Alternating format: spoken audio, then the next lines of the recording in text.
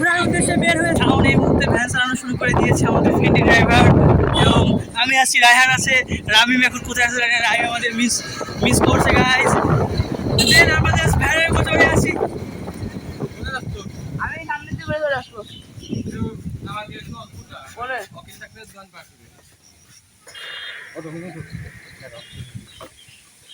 Passenger উঠে গেছে guys. Friendly driver দেখা দেখা দেখা কোথায় পকেটে সিরিজে আমরা 20 টাকা আর্ন করে ফেলাইছি গাইস ভাড়া মারে। আমাদের এখন নিউ ডেস্টিনেশন হচ্ছে, আমরা এখন ফুলবাড়ি যাচ্ছি, পান্নানপুর। ইয়েস আরে এদিকে চাই ভাই এমন একটা কিনার দিন যাচ্ছিস কে, ভয় লাগে। Nice view. আমরা বেরিয়েছি ফুলবাড়ি থেকে, আমাদের চিপস দিচ্ছে নাকি?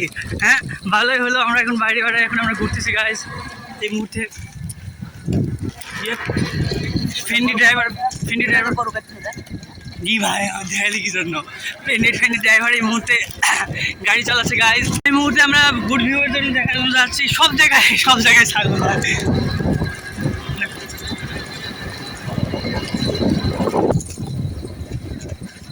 আস্তে আস্তে চা দেখি তো, কাঁপতেছে তো।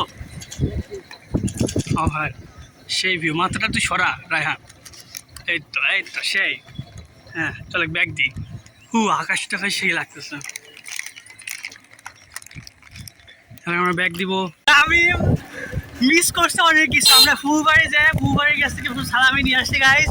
এন্ড দেন তুই বেশি বকিস কি জন্য? হ্যাঁ সালামি নিয়ে আসছি, তারপরে আমরা এখন বাড়ি যাচ্ছি। এখন বাড়ি যে আমাদের ছাগলটা জবাই দিচ্ছে, এখন একটা কাজ আসছে, তো সেই কারণে আমরা বাড়ি যাচ্ছি এই মুহূর্তে।